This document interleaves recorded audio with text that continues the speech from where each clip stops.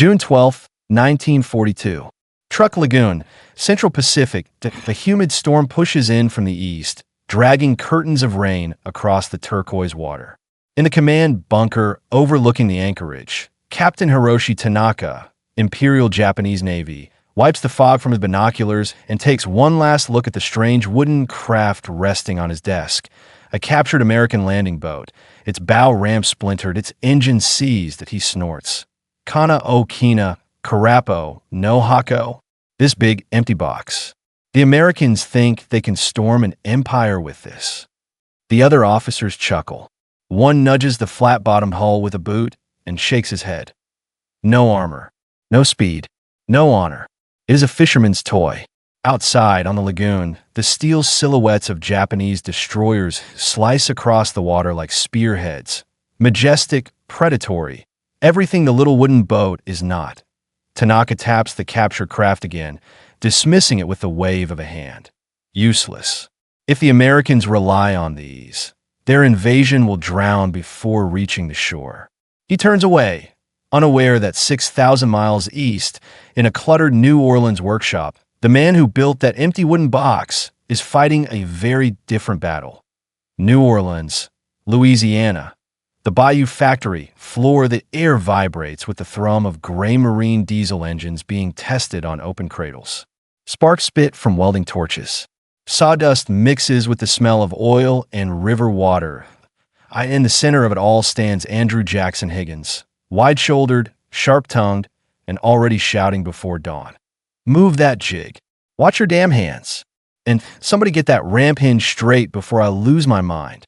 Workers know he's rough, but they also know he's right. Higgins sees things other men miss. And today he's staring at the ramp of an experimental landing craft, a vessel he believes can change the war, if he can convince Washington to believe him. The LCVP, the boat that will later storm every beach the Allies touch. But in 1942, it's still a gamble. Its shallow draft is unconventional. Its plywood hull seems flimsy. Its square bow ramp is called ugly as sin.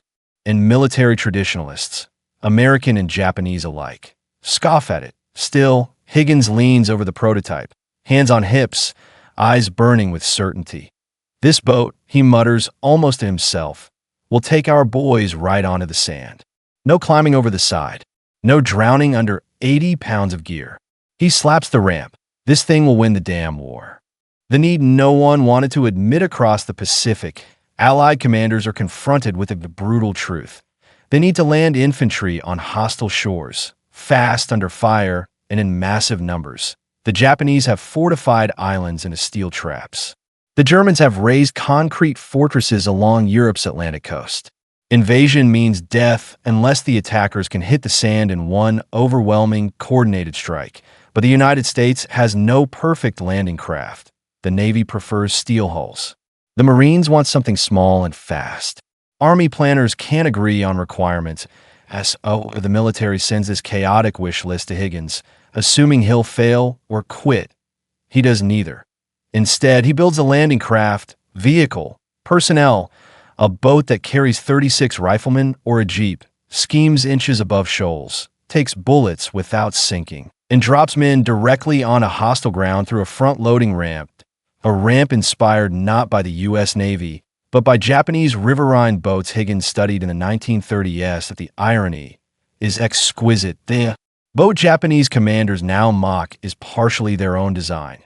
Reborn and reimagined by a Cajun-tough boat builder they've never heard of. Japan's miscalculation back in truck. Captain Tanaka flips open a notebook of coastal defense plans.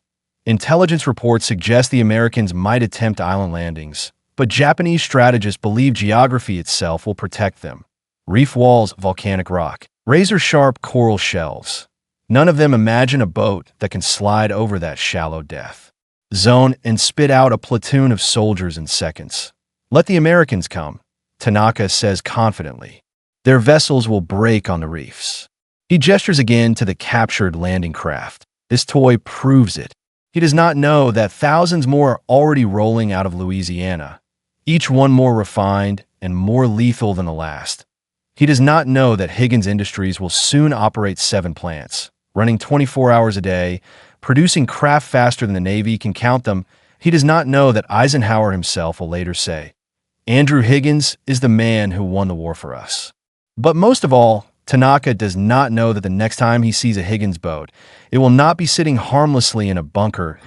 IT will be exploding out of the smoke, packed with American Marines coming straight for his position. And the fisherman's toy will be the last thing he underestimates. July 3rd, 1942. New Orleans, Louisiana. 4:10 hours. Rain hammers the corrugated tin roof of High, but I foreman jogs across the floor, boots splashing through puddles left by a leaking skylight. Mr. High Higgins' head snaps up. His temper is already primed. Which washerman? Navy Bureau of Ships, sir. Couple of officers. Higgins groans loudly enough for half the plan to hear. If they their inspection, two naval officers, Lieutenant Com and Lieutenant Wah. Winderson taps a hull with the back of his knuckle. Plywood. God help us. Drake flips through his papers. Commander, the Marines insist on this design. Ramp in the front, square bow, shallow draft. Says it's essential for Pacific operations. Anderson shakes his head. It looks like something a Louisiana fisherman built on a Sunday afternoon. A voice booms behind them. That fisherman is me. And this boat will land Marines on beaches you haven't even heard of. Andrew Higgins strides forward, sleeves rolled up, smell of gasoline on his clothes. He doesn't salute. He never does. This is his factory, his territory. You've got doubts? Higgins growls. Fine, come with me. The demonstration at Bayou St. John. Minutes later, the officers stand on a muddy bank while a prototype LCVP floats before them. Engine rumbling, rain blurring the horizon. Higgins jumps aboard and points at the bow. You see that ramp? Men aren't climbing over gunnels anymore. They're charging straight out, rifles ready. He signals his driver. Let her rip. The boat lunges forward, cutting across the swamp. IT schemes over reeds, glides through shallow water barely 2 feet deep, then rams straight onto a sandbar without slowing. The ramp crashes down. 36 men offloaded in under 6 seconds. Higgins shouts above the rain. Your boys hit the beach running. The officers exchange stunned looks. The maneuver defies the traditional landing craft doctrine they were taught. Boats shouldn't go where this one just did. They shouldn't move this fast. They shouldn't survive that impact. But the Higgins boat does, and Higgins smiles as their doubt dissolves. I'll build them by the thousands, he tells the officers. You just stay out of my way. The assembly line no one expected that night. The factory hums like a battleship engine. Welders shower sparks. Carpenters cut plywood in rhythmic bursts. Women riveters, Higgins Hellcats, as they proudly call themselves, work double shifts to keep up with orders. Every 8 hours, another boat rolls out. Soon it's one every 5 hours, then one every 4. New Orleans transforms from a southern port city into the beating industrial heart of the Allied amphibious invasion force.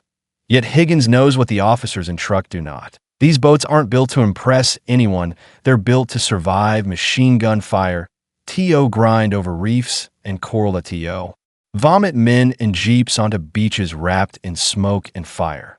While Japanese commanders laugh at capture prototypes, Higgins Industries quietly prepares an armada. Across the Pacific, the storm approaches far away. In Tokyo's Imperial Navy General Staff Headquarters, maps of the Pacific cover the walls like patchwork armor. Red pins mark fortified islands: Saipan, Tarawa, Peleliu, Guam. Expectations are clear. The Americans will bleed themselves dry long before reaching these bastions. Inside a dim conference room, Rear Admiral Morita Shunpei scans the latest intelligence. Photographs from early Pacific clashes show small American landing boats half sunk on reefs. Infantry wading through waist-deep water under fire. Morita taps one image. Pathetic, he mutters. Their craft break on the shore. Their men wade like farmers in rice fields. Another officer chuckles. If this is the best the Americans have, our islands are secure. But the admiral notices something. The captured boat from truck, the same wooden toy Tanaka and his staff dismissed. Morita leans forward. This one, this ramp design. It is unfamiliar. Crude but quick to deploy. Perhaps a test model. His staff shrugs. No matter. The Americans lack the industry to make thousands. Morita nods. convinced by their confidence. But something in his gut feels wrong. War is not won by mockery. He stares longer at the photo, at the strange blunt bow, the rectangular mouth ready to spit out soldiers. Still, he murmurs, half to himself, "I wonder if we underestimate them." A junior officer laughs lightly. "Sir, that boat looks like it was built with a pocket knife. Surely the Americans will use something more formidable." Morita lets the room's confidence settle. But the unease lingers. He doesn't know it yet. But in less than a year, that pocket knife boat will hit Japanese-held shores with such force that whole garrisons will be shaken awake by the sound of its ramp slamming into sand. He doesn't know the sound will soon haunt every island under his command. The first test of fire approaches back in New Orleans. Higgins watches a finished LCVP roll off the line, its hull number stenciled in thick black, its ramp gleaming under overhead lights. He runs a hand along the plywood edge. "No more tests," he whispers. "No more arguments. Next time this boat hits water, it'll be under fire." He steps back as workers guide it onto a transport truck. The war is calling his boats across the world. The Marines are calling for them. The Army is calling for them. Even the Navy, after months of resistance, is now begging for more. The first great amphibious showdown is nearly at hand, and somewhere in the Pacific, Captain Tanaka still has no idea that thousands of these toys are about to descend on his empire like a wooden tidal wave. And when they come, nothing in Japan's coastal defenses will. Be ready. November 20th, 1943. 5:41 hours. Off BDO Island, Trua Atoll. The sky is still ink black when the first wave of Marines climb down the cargo nets of USS Island, APA-3. Warm Pacific wind mixes with engine fumes. Below them, the ocean roars with the metallic chorus of hundreds of boats revving in unison. Corporal James Red Halvorsen, 2nd Marine Division, grabs the net with shaking hands. He doesn't trust himself to look down, not because he fears water, but because this is his first time riding in a battle in the new boat everyone's been whispering about. Higgins wouldn't gamble. A wave crashes against metal hulls below, splashing the decks with salt spray. The air smells like cordite and diesel. A Marine behind him mutters, "Hope this thing does what they say it does." Red nods. He's heard the same rumors. It can cross reefs. It can land anywhere that's fast enough to beat machine gun fire. If you're lucky, he takes a breath and steps off the last rung. His boots slam into the ramp of an LCVP numbered 14-7. The boat rocks but stays steady, wide, stable, purposeful. The coxswain, a kid barely older than Red, shouts over the engine roar, "Move all the way in. Keep your heads low. Lock and load." Red squeezes between his squad mates, their gear clanking, their rifles pressed to their chests. The boat vibrates beneath their feet as the diesel engine revs, louder, deeper, rising like a heartbeat about to skip. Ahead, faint flashes illuminate the horizon.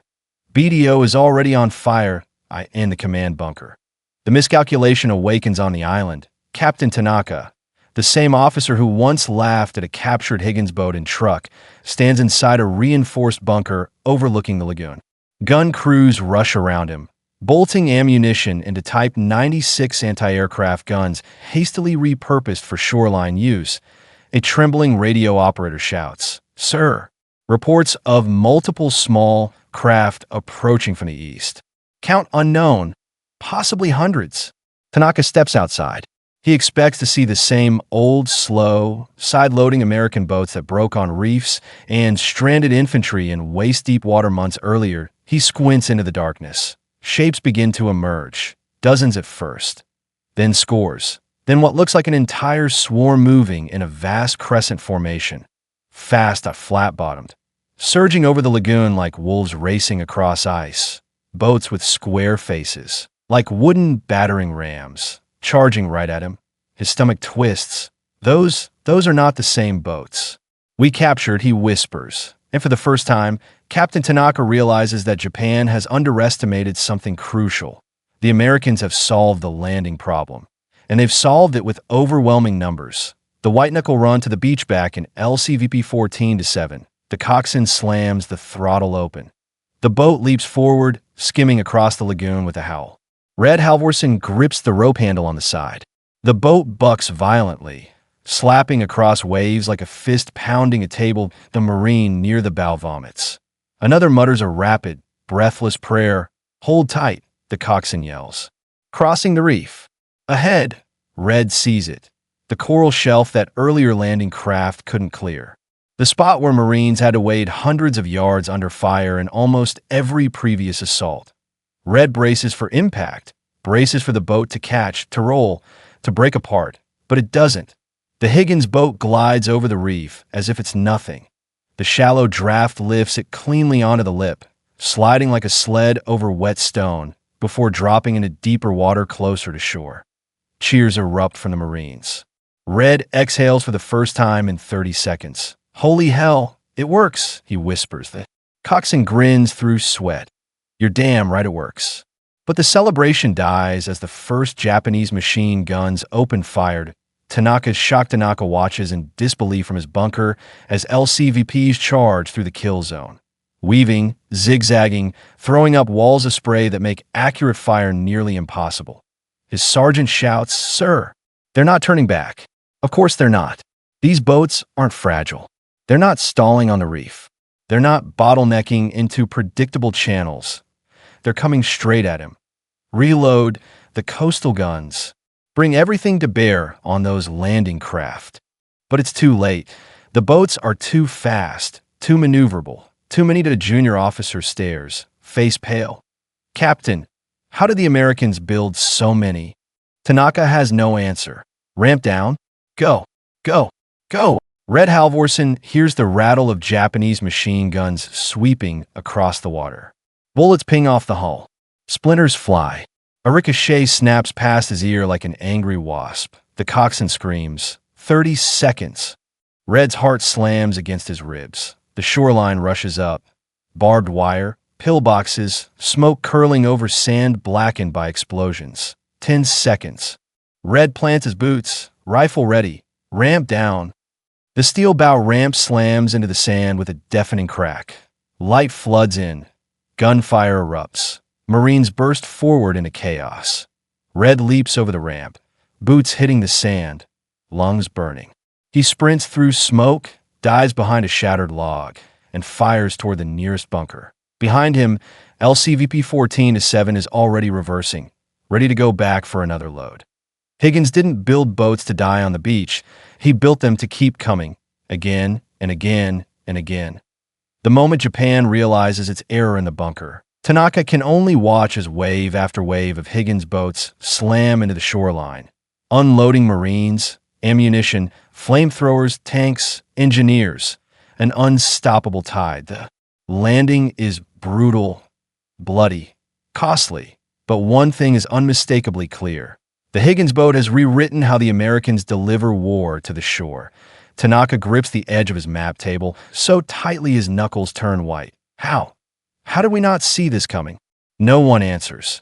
Because by the time Japan realized what the Higgins boat truly was, the Americans were already landing everywhere at once, that on beaches once thought impregnable, across reefs believed impossible, in fortresses assumed invincible. The fisherman's toy has become the empire's nightmare, and Tarawa is only the beginning.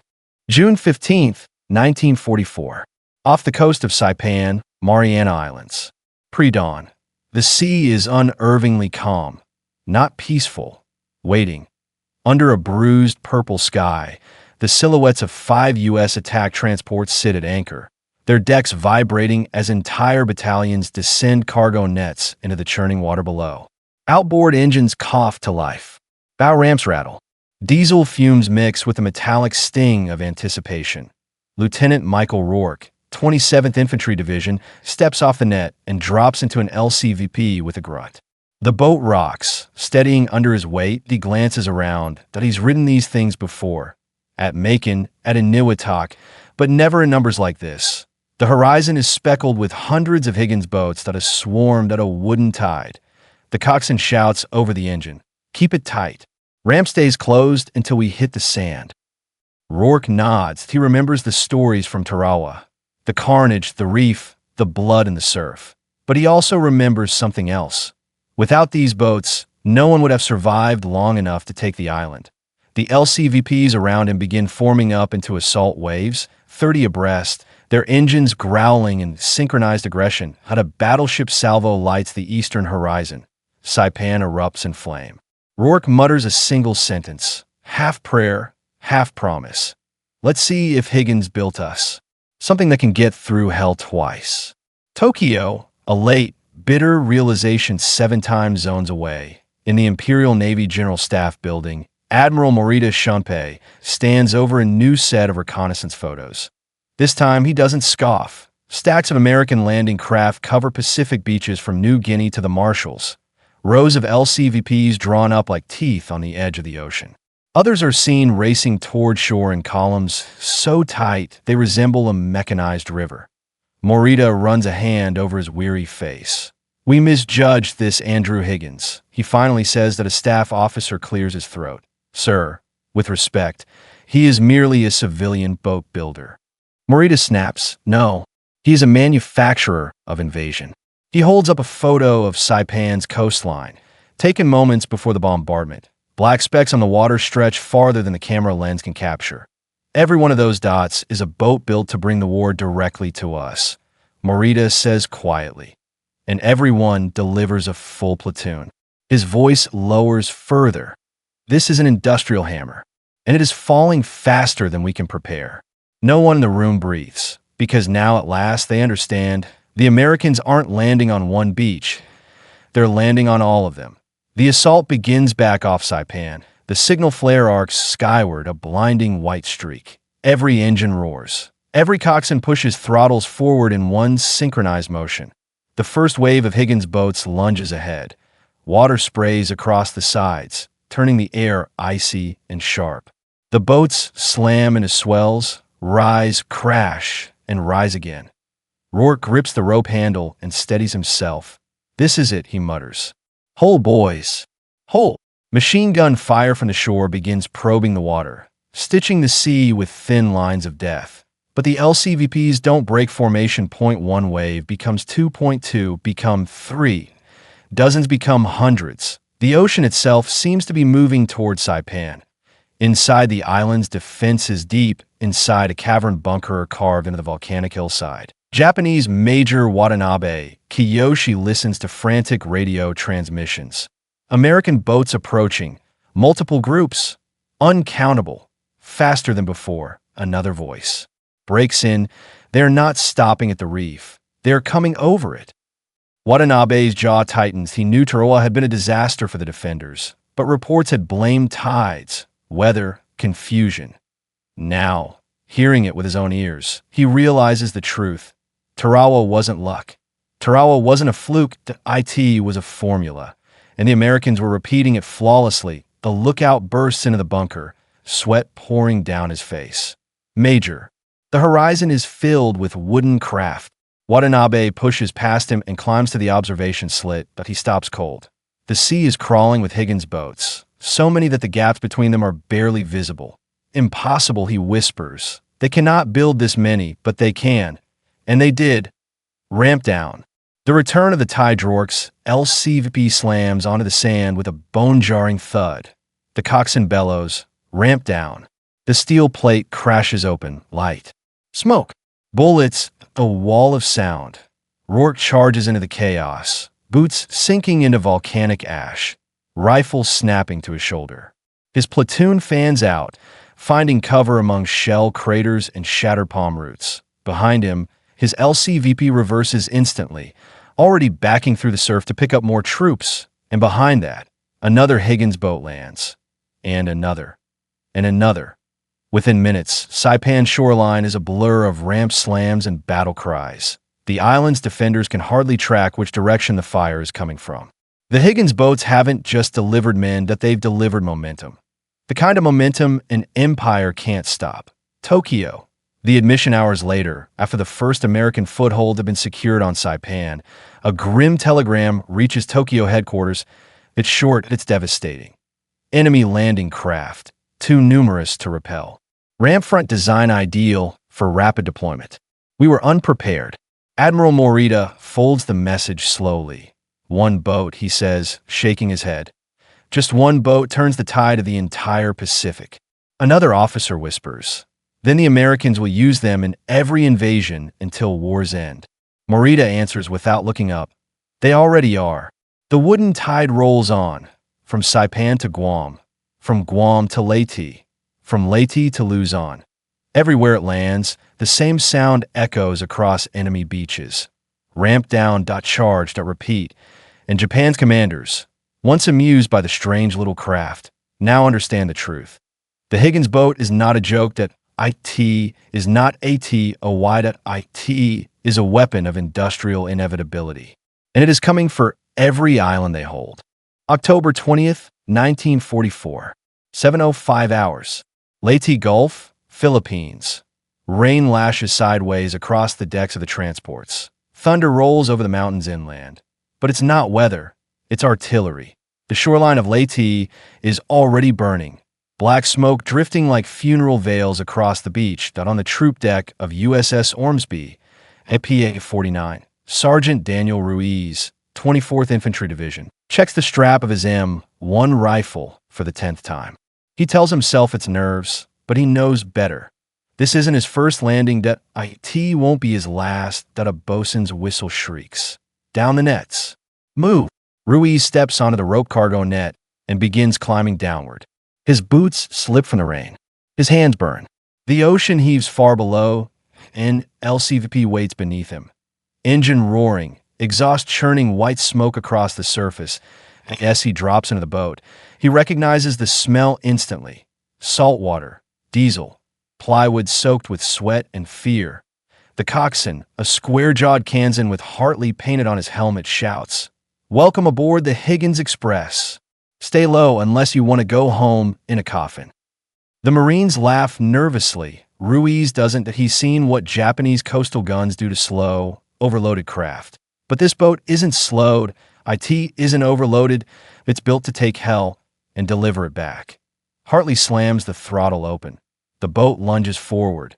Inside the Japanese stronghold, outnumbered before the battle begins at Hill 522, a forward observation post overlooking Leyte Gulf. Captain Ishida Kenjiro stand behind a sandbag parapet, binoculars pressed to his face that he expects to see scattered. Landing craft, maybe a few dozen at most. That's what his intelligence briefings warned of. Instead, he sees the sea turning into a moving plain of rectangles, each cutting a white wake through the waves. "Impossible," he whispered. A junior officer near him stammers. "Captain, is this the entire American fleet?" "No," Ishida replies gravely, lowering the binoculars. "This is their transport fleet." A distant thunder rolls across the water. Artillery? No, engines. The Higgins boats are coming, and not by the tens, not by the hundreds, but by the thousands. Hold the line. Waves incoming. Back in the LCVP, Ruiz crouches low, helmet down, rifle between his knees. A machine gun fire begins to reach them. Long, high arcs splashing into the water like angry stones. Hartley zigzags the boat. "These wooden girls can dance," he yells. "But only if you let me drive." The men grip the rope line gunnels for dear life as the boat swerves left, then right, evading fire with almost unnatural agility. Another boat to their starboard takes a hit. Splinters and smoke erupt skyward, but the ramp still goes down. The men still storm out. Ruiz grits his teeth. This is the price. This has always been the price. The coxswain shouts again, 15 seconds. Ruiz checks his rifle once more, heart pounding. The shoreline races toward them. Barbed wire, trenches, and jagged coconut log defenses. 5. The boat shudders as its hull grinds against the sand. Ramp down. The bow crashes open. Light. Rain. Fire. Ruiz explodes outward with his squad. They sprint through shallow surf, splashing forward under the roar of Japanese Type 92 machine guns. Behind him, Hartley is already reversing the LCVP, smoke trailing from its stern as it pulls off the beach to go back for more. The rhythm is brutal, perfect, mathematical. Land. Unload. Reverse. Repeat. The Higgins boat isn't a vessel. It's a pulse, a heartbeat driving the assault forward. Japanese commanders confront the truth. Captain Ishida watches through binoculars as the Higgins boats hit the shore like synchronized hammer strikes.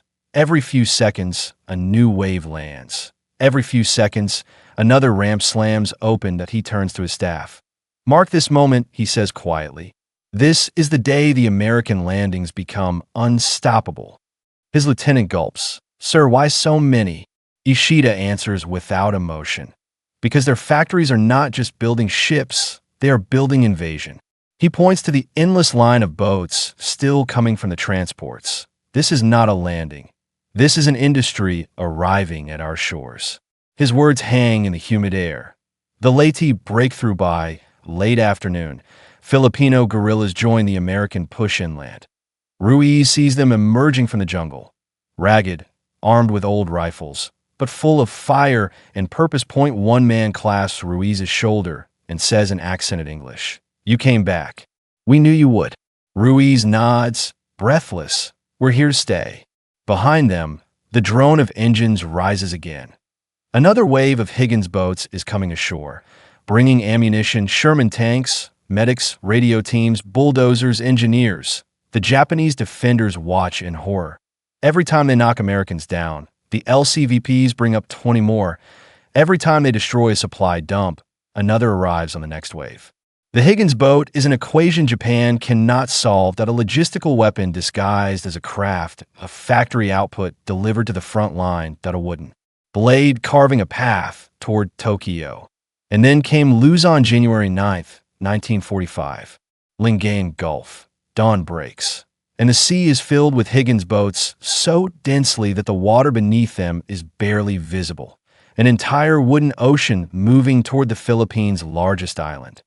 General Douglas MacArthur, standing on the deck of USS Boise, lifts his binoculars. "These boats," he murmurs. "Once you see them in numbers, you begin to understand." An aide asks, "Understand what, sir?"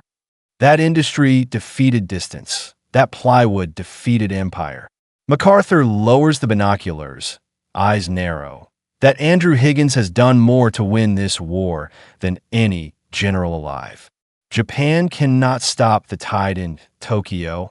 Admiral Morita receives the Luzon invasion report. He doesn't sit, he doesn't speak, he doesn't blink. Because the numbers are clear. There is no beach left in the Pacific that the Higgins boat cannot reach, and there is no number of defenders great enough to stop them. War has become a matter of multiplication, and America is multiplying faster than Japan can defend. The stage is set. The wooden tide rolls forward again, toward Iwo Jima, toward Okinawa, toward the very gates of the Japanese home islands. And every Japanese commander knows the same chilling truth. When the Higgins boats come, the Americans are coming too, and they will keep coming until the war is over. April 1st, 1945, 6:15 hours. Off the beaches of Okinawa, Ryukyu Islands. The morning is thick with haze, a low sun glinting off the churning Pacific. Hundreds of Higgins boats cluster like bees around the transports, engines growling in perfect, terrifying harmony. Saltwater sprays across decks. Marines, Army engineers, and tanks cram into the plywood hulls, each man gripping his rifle, each heart beating in time with the diesel engines beneath them. Lieutenant Robert "Bobby" Jensen, 1st Marine Division, leans over the ramp and checks the firing pins on his M1 carbine. Beside him, Corporal Hideo Tanaka, no relation to any Japanese officers he knows, offers a shaky grin. "Remember Tarawa?" he mutters. Jensen nods grimly. "We're about to do it all over again."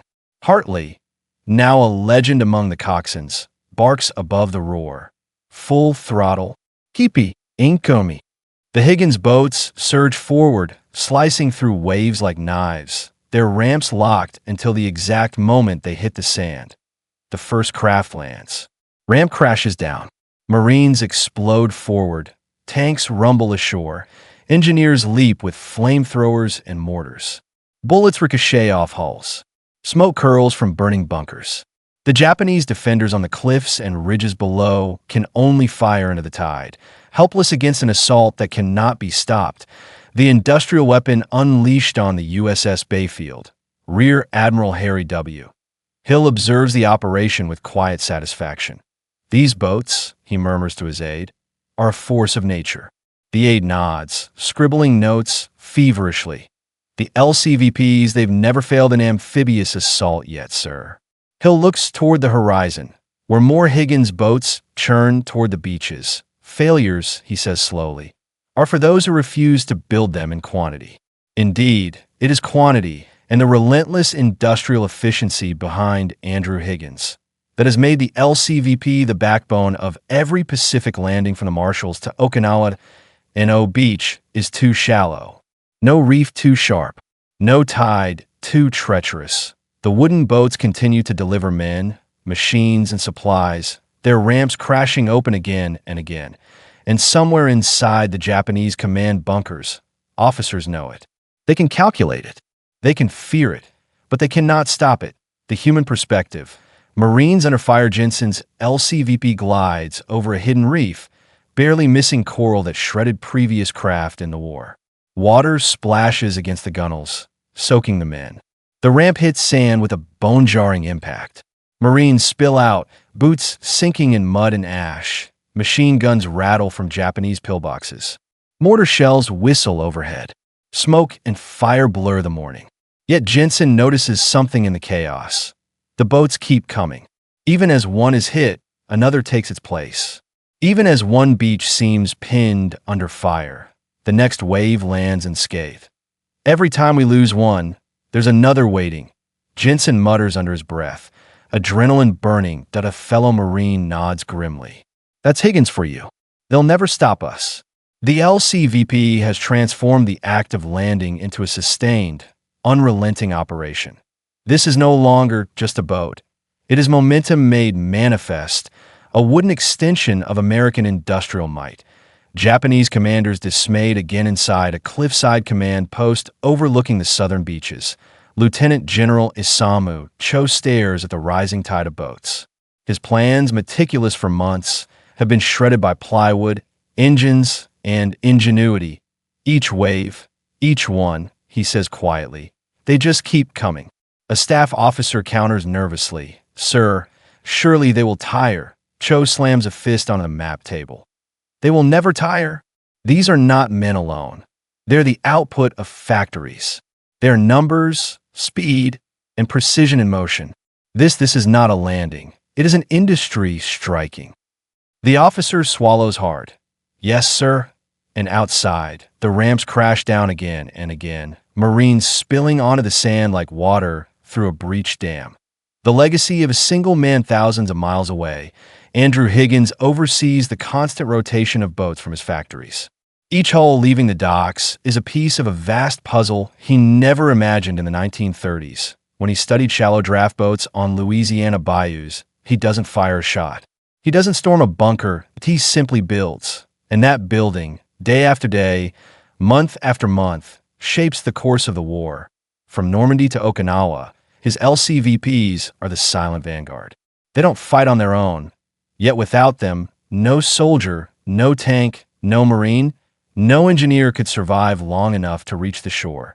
And in every Japanese command bunker from Tarawa to Okinawa, the same thought resounds. We laughed. We dismissed them. And we paid for it. Okinawa's conclusion. By the end of the first day, American forces hold multiple beachheads. Thousands of men, dozens of tanks, and endless supplies have reached land with precision previously thought impossible. The Higgins boat has performed flawlessly, a testament to industrial vision, human ingenuity, and a little wooden plywood magic. General MacArthur, observing through binoculars from offshore, turns to his aide and remarks, "Every successful landing in this war has carried one signature, Andrew Higgins' craft. Without him, I doubt we would have set foot on any Pacific beach." The wooden tide has not just carried it has carried victory. And the Japanese commanders, those who once mocked, derided, and dismissed the LCVP, now understand that this humble, flat-bottomed, bow-ramped boat is as decisive as any battleship, any plane, any soldier in the Allied arsenal. The war will end, but the Higgins boat will be remembered as the tool that made victory possible.